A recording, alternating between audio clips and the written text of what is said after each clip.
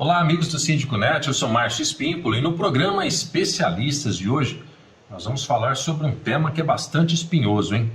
Aquele síndico que abusa do seu poder, que abusa da sua autoridade, que coage os moradores, que causam muitos problemas e muitas dificuldades para alguns condôminos. Como lidar com ele? Bem, é importante entendermos que o papel do síndico principal dentro do condomínio é cumprir a convenção, cumprir o regimento interno e cumprir as decisões de assembleia. Portanto, disso dependemos de que o síndico o poder dele é executivo, não é legislativo. Ele não faz leis, ele executa as leis já existentes, como nós falamos aí, essas três principais, a convenção, o regimento interno e as decisões de assembleia. Muito bem, é importante dizermos também que lá no artigo 1335, o próprio Código Civil nos ajuda a entender ou a nos dar uma alternativa de como fazer para solucionar o problema desse tipo de síndico, que costuma ser autoritário, costuma ter o abuso de poder, fazer o que bem entende dentro do condomínio, não seguindo a convenção, nem o regimento interno e menos ainda as decisões de assembleia. Lá no artigo 1355, portanto, nós temos uma ferramenta, que é um abaixo-assinado.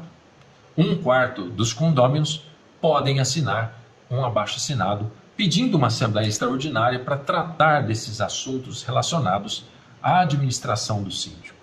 Porque diz o código que o síndico que não administrar convenientemente o condomínio pode ser destituído. Então é isso que esse artigo do Código Civil dá o poder para os moradores.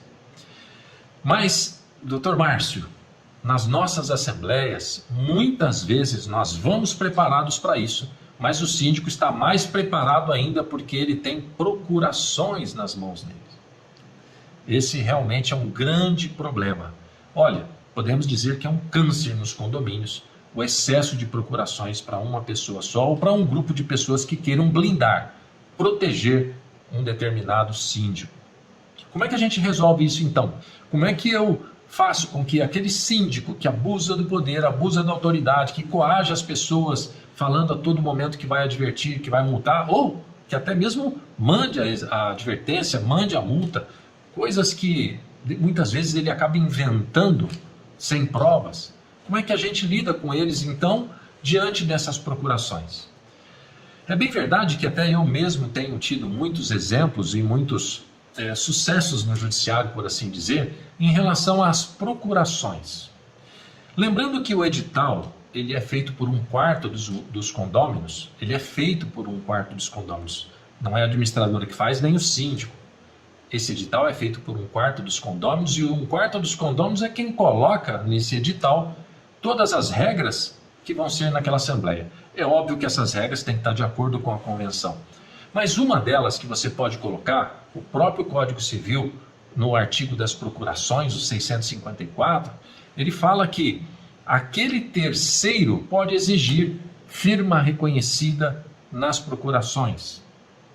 Isso pode evitar e pode eliminar uma série de procurações fraudulentas que muitas vezes se levam na Assembleia.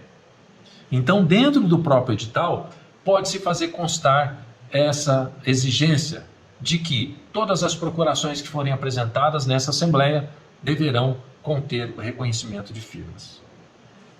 Isso pode funcionar como pode não funcionar, porque nós temos no judiciário algumas correntes que também podem dizer que isso não pode.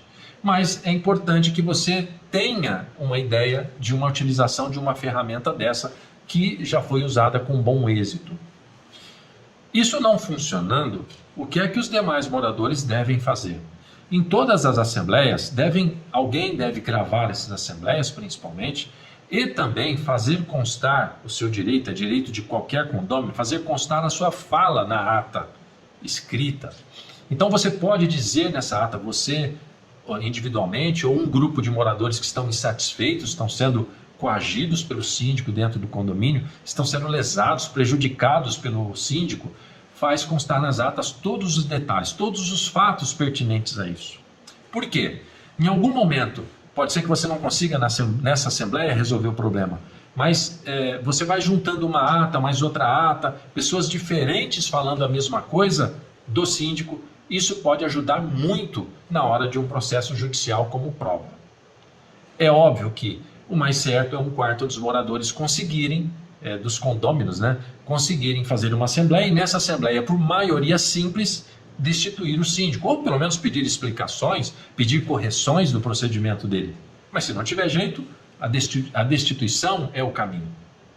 Então, essa é uma das formas. Infelizmente, nós não temos uma receita pronta para todos os condomínios. Cada condomínio tem a sua particularidade e é importante entender isso, que cada um, principalmente com a sua assessoria jurídica especializada, siga o melhor caminho para essa finalidade.